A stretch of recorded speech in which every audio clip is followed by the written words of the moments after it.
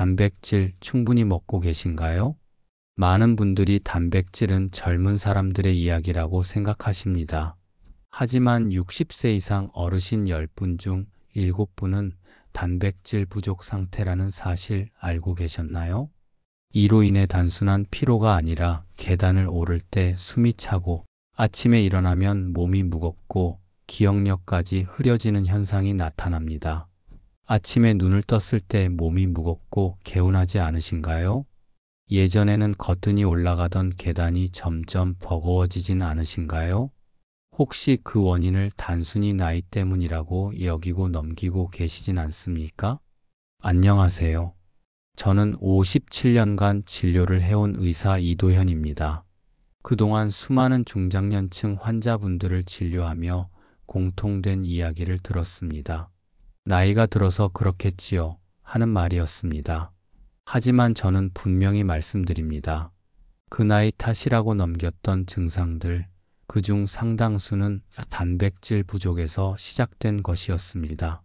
서울대병원 건강검진센터 연구에 따르면 단백질이 부족한 65세 이상 노인은 근육이 30% 이상 더 빠르게 줄고 골절 위험이 2.4배나 높아진다고 합니다. 단백질은 단순히 근육만의 문제가 아닙니다. 혈관, 혈당, 인지 기능, 심지어 기력까지 전반적인 몸의 기능을 좌우하는 핵심입니다. 단백질을 놓치면 내 몸이 천천히 무너지는 것입니다. 대부분의 분들은 단백질이 부족해도 금세 느끼지 못합니다. 몸이 조금 피곤하다거나 기운이 없다 싶으면 그냥 나이 탓을 하며 넘겨버리기 때문입니다. 하지만 이런 변화는 서서히 그리고 조용히 찾아옵니다. 처음에는 계단 오르기가 힘들어지고 어느 순간 의자에서 일어나는 것도 버거워집니다. 그제서야 병원을 찾지만 이미 근육량은 많이 줄어든 상태인 경우가 많습니다.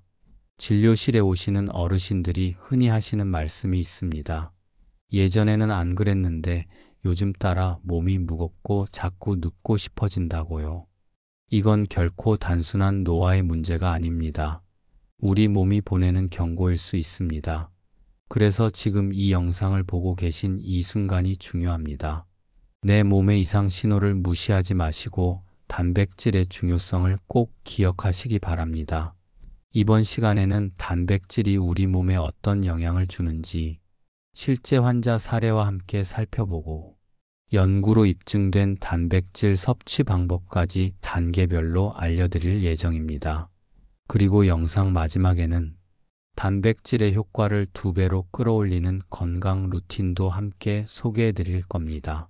절대 중간에 멈추지 마시고 끝까지 시청해 주세요. 건강 정보가 도움이 되셨다면 구독과 좋아요도 부탁드립니다. 한 번의 클릭으로 앞으로 더 많은 실용적인 건강 지식을 받아보실 수 있습니다. 그럼 지금부터 단백질을 놓친 사람들이 왜 병원까지 가게 되는지 차근차근 설명드리겠습니다. 먼저 몸에서 가장 먼저 변화가 나타나는 부분부터 살펴보겠습니다. 바로 다리 근력입니다. 근육이 빠지기 시작하면 움직임이 둔해지고 일상생활에도 불편이 생깁니다. 실제로 진료실에서 자주 마주치는 사례들을 보면 단백질 섭취가 부족했던 분들 대부분이 다리 힘이 빠지면서 체력 저하를 호소하셨습니다.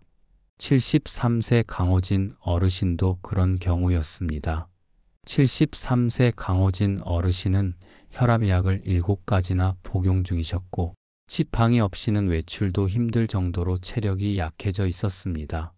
조금만 걸어도 숨이 차고 외출 자체를 꺼릴 정도였죠.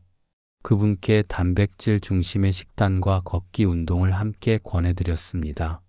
6개월 후 혈압약은 2가지로 줄었고 지팡이 없이도 근처 뒷산을 오를 만큼 회복하셨습니다.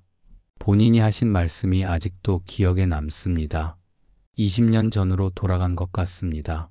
강 어르신은 처음 진료실에 오셨을 때 평소에도 쉽게 피로를 느끼고 소화도 잘 되지 않는다고 하셨습니다. 무기력하고 외출이 귀찮아지면서 하루 종일 TV 앞에만 앉아 계신 날이 많아졌다고 했죠. 그런 생활이 반복되면서 식사량도 줄고 자연스레 단백질 섭취량도 절반 이하로 줄어든 상태였습니다. 이처럼 단백질 부족은 눈에 보이지 않게 생활 전반을 무너뜨립니다. 근육이 줄면 일어설 때 무릎 관절에 가해지는 하중이 더 커지고 허리 통증도 잦아지며 낙상 위험까지 동반됩니다. 특히 어르신의 경우 한 번 넘어진 뒤 엉덩이 뼈나 고관절이 부러지면 회복까지 수개월이 걸리고 이 기간 동안 다른 합병증까지 유발될 수 있습니다. 따라서 근감소증은 단순히 움직임의 불편함이 아니라 삶의 질과 생존율을 좌우하는 중요한 건강 지표입니다. 얼마 전 내원하신 68세 김정수 어르신은 이런 말씀을 하셨습니다. 계단 오르기가 이렇게 힘든 줄 몰랐어요. 예전엔 3층까지도 뛰어 올랐는데 요즘은 1층만 올라가도 숨이 차요. 이런 분들이 점점 늘어나고 있습니다. 통계청 자료에 따르면 65세 이상 어르신 3분 중 1분은 이미 근감소증을 겪고 있는 것으로 나타났습니다. 그리고 그 대부분은 자신이 근감소증인지조차 모른 채 지내고 계십니다. 하지만 희망적인 사실도 있습니다. 지금부터라도 단백질 섭취와 가벼운 근력 운동을 병행하면 근육량을 유지하거나 되돌리는 것도 가능합니다. 실제로 제 환자들 중 80대임에도 50대 수준의 하체 근육을 유지하는 분들도 계십니다. 지금부터 말씀드릴 내용은 바로 그 원리입니다. 단백질이 어떻게 근육을 지키고 우리 몸을 지탱하는가에 대한 과학적 설명으로 이어집니다. 근육은 단순히 걷고 움직이는 데 필요한 조직이 아닙니다. 우리 몸의 대사와 순환, 면역에까지 깊이 관여하는 기관입니다. 그래서 근육은 제2의 심장이라고도 불립니다. 하버드 의과대학에서는 65세 이상 노인을 대상으로 20년간 추적한 연구를 진행했습니다. 그 결과 근감소증이 있는 사람은 그렇지 않은 사람보다 사망 위험이 2.3배 높게 나타났습니다. 근육량이 줄어들면 혈액을 전신으로 밀어내는 힘이 약해지기 때문에 심장의 부담이 가중되고 결국 심혈관 질환으로 이어질 수 있는 것입니다. 작년에 진료했던 72세 박성훈 어르신도 그런 경우였습니다. 당시 체중은 정상이었지만 체지방률이 높고 근육량이 부족했습니다. 악력을 측정해 보니 18kg으로 같은 또래 평균의 절반 수준에 불과했습니다. 병뚜껑을 열지 못하고 화장실에서 혼자 일어나기 어려울 정도였습니다. 단백질 중심의 식단과 간단한 스쿼트 운동을 함께 병행하신 결과 3개월 후 악력이 28kg까지 증가했고 지금은 등산도 즐기고 계십니다. 단백질이 단순한 영양소가 아니라 근육 재생에 직접적으로 작용하는 생리학적 핵심이라는 사실을 보여주는 사례입니다. 박 어르신은 회복 이후 삶의 질이 눈에 띄게 달라졌습니다. 예전에는 한 번 외출하면 금세 지쳐서 하루 종일 누워 계시던 분이었는데 지금은 일주일에 2-3번씩 공원 산책을 즐기고 계십니다. 식욕도 좋아졌고 잠도 깊이 잘 수 있다고 하셨습니다. 이러한 변화는 단순히 힘이 생겼다는 데 그치지 않습니다. 신체 기능이 회복되면서 우울감도 줄고 사회활동 의지도 되살아나는 걸 자주 목격합니다. 노년기 우울증과 고립감도 사실상 신체 회복과 맞물려 있다는 점에서 근육의 회복은 단백질 섭취를 통해 정신 건강에도 긍정적인 영향을 미칠 수 있습니다. 근감소증이 낙상으로 이어지고 낙상 후 입원과 장기 회복 과정이 이어지면서 당뇨, 고혈압, 심장질환 같은 만성 질환이 함께 악화되는 경우도 적지 않습니다. 실제로 입원 기간이 길어질수록 기력이 급격히 떨어지고 그 결과 회복이 어려운 상태로 악순환이 반복되는 경우도 자주 보게 됩니다. 결국 단백질은 단순한 체력 보충제가 아닙니다.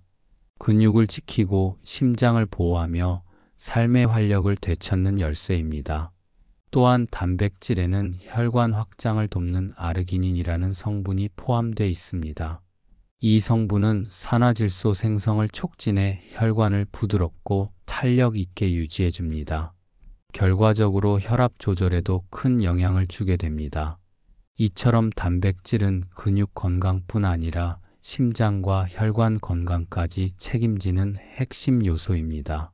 단백질 섭취가 부족할 경우 겉으로는 단지 체력이 떨어진 것 같아 보여도 실제로는 혈류 흐름이 막히고 심장의 부담이 커지고 있는 상태일 수 있습니다.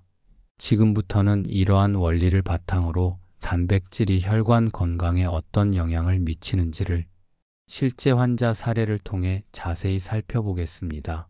단백질이 혈관 건강에 어떤 영향을 미치는지 실감했던 환자분이 계십니다. 서울에 사시는 65살 박순자 어르신은 처음 내원하셨을 때 혈압이 160에 95까지 올라가 있었습니다.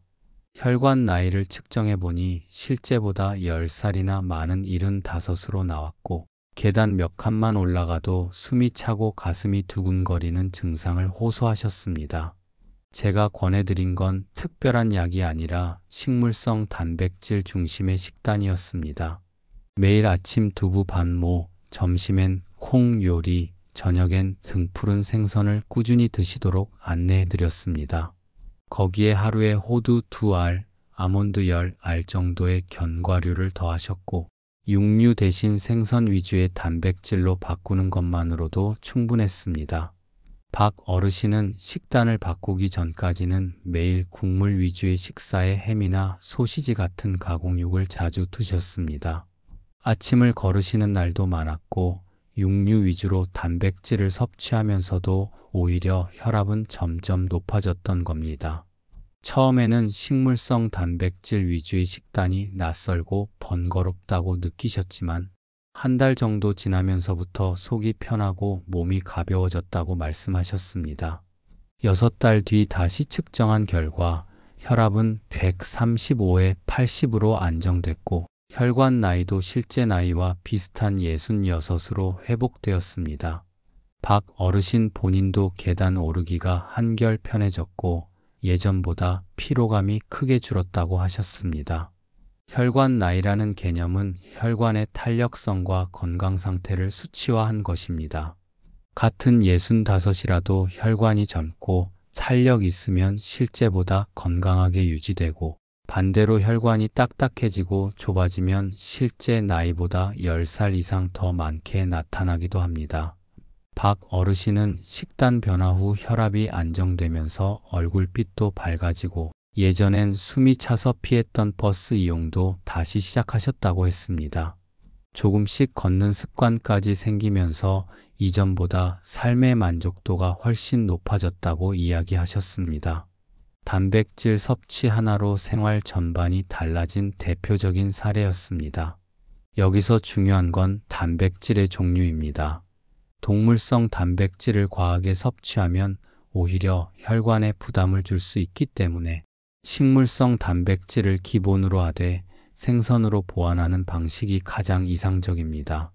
제가 환자분들께 추천드리는 비율은 식물성 단백질이 60%, 생선이 30%, 기타 육류는 10% 이내로 유지하는 것입니다.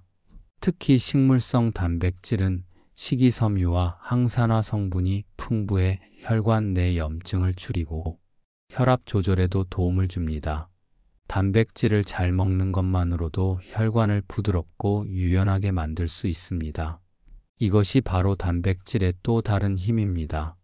다음은 혈당 조절에 있어 단백질이 어떤 역할을 하는지, 당뇨 전 단계에서 어떻게 개선 효과를 보는지에 대해 알려드리겠습니다. 단백질은 혈당 조절에도 결정적인 역할을 합니다. 특히 당뇨 전 단계이거나 혈당 수치가 높아 걱정이신 분들에게는 꼭 필요한 정보입니다. 인천에 사시는 59살 최성진 어르신은 공복 혈당이 145, 당화혈색소가 7.8로 당뇨 진단을 받고 내원하셨습니다. 무엇보다 약을 먹기 싫다는 것이 가장 큰 고민이었습니다. 평생 약을 달고 사는 삶이 두렵고 식단 조절에 자신도 없다고 말씀하셨습니다. 제가 권해드린 건 복잡한 처방이 아니라 식사 순서 조절과 단백질 섭취량 증가였습니다.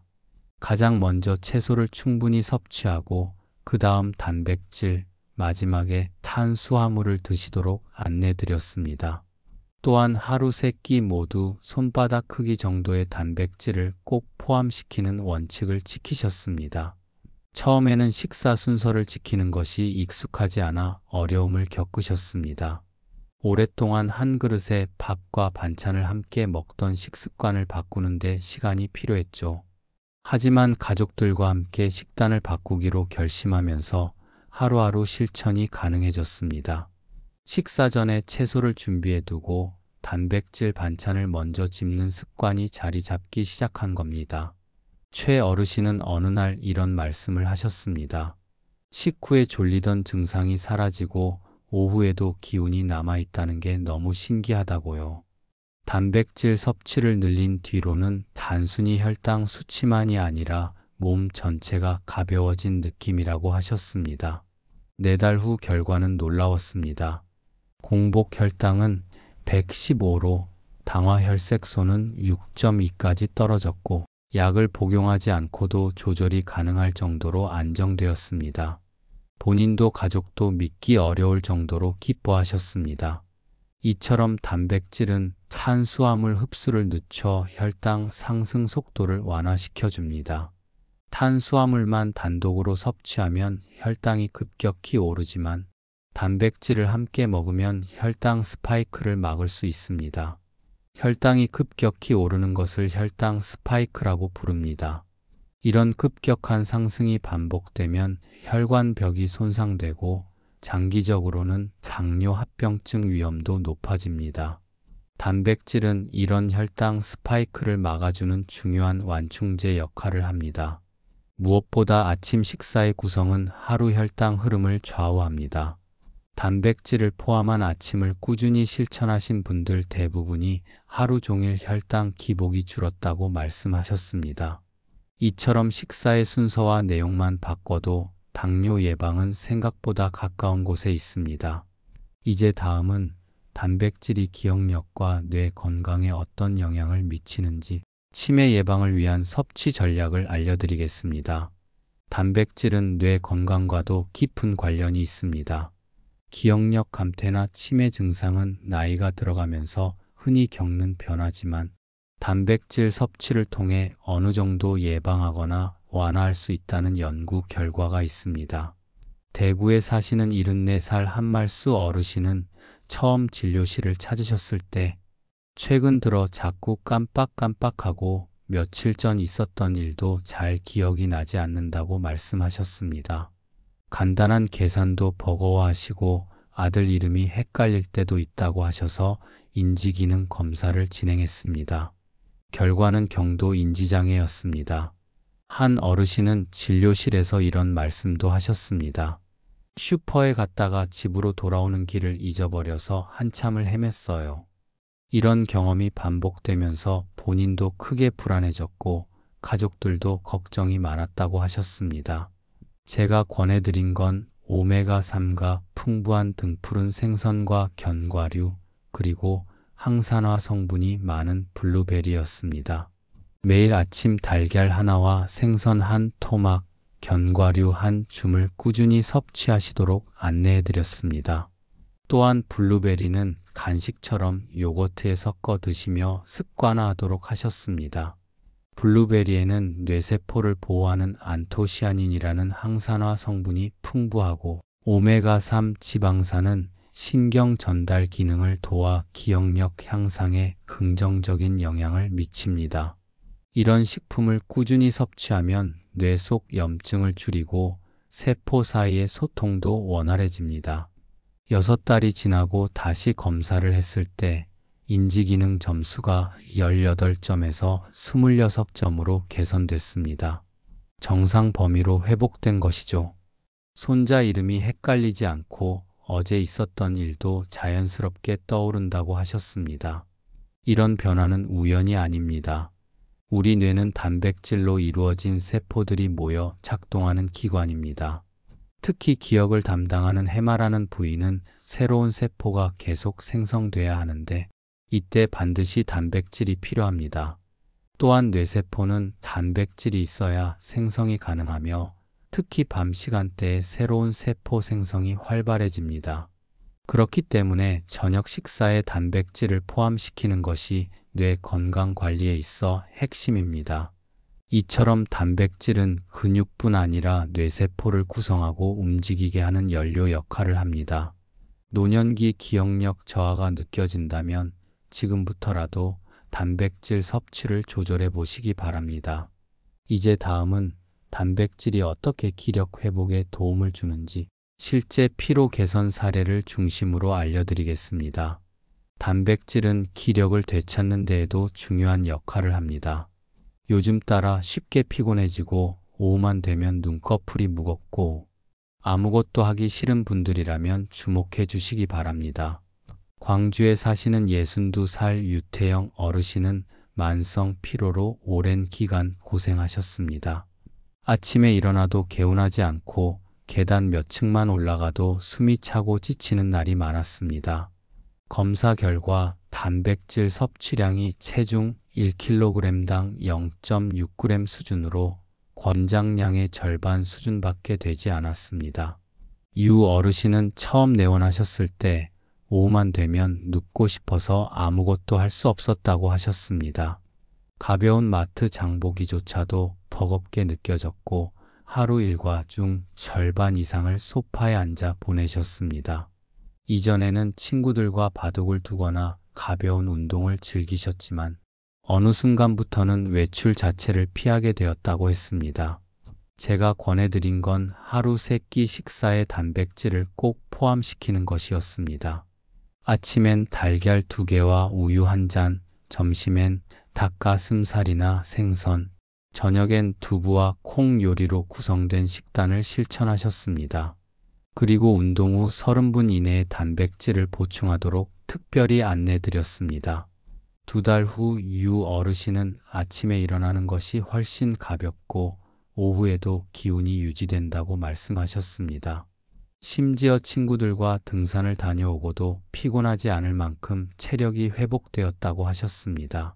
하지만 단백질 섭취량을 늘리고 나서부터 몸의 회복 속도가 달라졌습니다. 산책 후에도 피곤하지 않고 근육통도 예전보다 훨씬 덜하다는 걸 스스로 느끼셨습니다. 특히 운동 직후 단백질을 먹는 습관을 들이면서 기력 회복 속도가 눈에 띄게 빨라졌다고 강조하셨습니다. 이처럼 단백질은 우리 몸의 에너지원이 되는 미토콘드리아를 구성하는 데 필수적인 영양소입니다. 미토콘드리아가 많을수록 몸속 에너지가 더 많이 만들어지기 때문에 단백질이 충분히 공급되면 피로 회복 속도도 훨씬 빨라집니다. 또한 단백질 속 아미노산은 신경 전달, 물질 생성에 관여해 뇌를 맑고 활기차게 유지하는 데에도 도움을 줍니다. 운동 후 30분 이내는 근육이 손상된 부위를 복구하는 과정이 가장 활발한 시간입니다. 이때 단백질을 공급해주면 흡수율이 평소보다 최대 3배까지 높아집니다. 단백질 보충은 특별한 보충제가 아니라 달걀 1개나 두부 반 모만으로도 충분합니다. 중요한 건 타이밍입니다. 기력을 되찾고 싶다면 운동과 단백질 섭취 시점을 잘 지켜야 합니다. 간단한 산책 후에도 반드시 단백질을 보충해 주시는 것이 좋습니다. 이제 마지막으로 단백질의 효과를 극대화하기 위한 섭취 루틴과 식단 실천법을 정리해 드리겠습니다. 첫째, 섭취량입니다. 체중 1kg당 하루 1.2g의 단백질을 목표로 하셔야 합니다. 예를 들어 체중이 60kg이라면 하루에 72g 이상의 단백질이 필요합니다. 둘째, 섭취 시간입니다. 아침 공복 시와 운동 후 30분 이내가 가장 효과적인 시점입니다. 이 시간대에 단백질을 섭취하면 흡수율과 활용도가 높아집니다. 셋째, 섭취 비율입니다. 식물성 단백질 60%, 생선 30%, 육류는 10% 이내로 구성하는 것이 가장 이상적입니다. 넷째, 식단 예시입니다. 아침엔 달걀 2개와 우유 1잔, 점심엔 생선이나 콩 요리, 저녁엔 두부와 나물 반찬을 권장합니다. 간식으로는 견과류나 그릭 요거트도 좋습니다. 다섯째, 피해야 할 음식입니다. 햄, 소시지 같은 가공육은 나트륨 함량이 높아 혈관 건강에 해롭습니다. 단백질 보충제에만 의존하는 것도 피하시고 자연식에서 섭취하는 것이 가장 좋습니다. 오늘 말씀드린 단백질의 중요성 다시 한번 정리해 보시기 바랍니다. 근육, 혈관, 혈당, 뇌 건강, 기력까지 우리 몸 전체에 영향을 주는 핵심 영양소입니다. 하루의 식사 습관을 조금만 바꾸면 10년은 젊어진 삶을 경험하실 수 있습니다. 지금 냉장고에 달걀 1개, 두부 반모, 생선 1토막이 있다면 바로 시작해 보시기 바랍니다. 실천이 변화의 시작입니다. 이 영상이 도움이 되셨다면 구독과 좋아요 꼭 부탁드립니다. 앞으로도 실천 가능한 건강 정보로 다시 찾아뵙겠습니다. 감사합니다.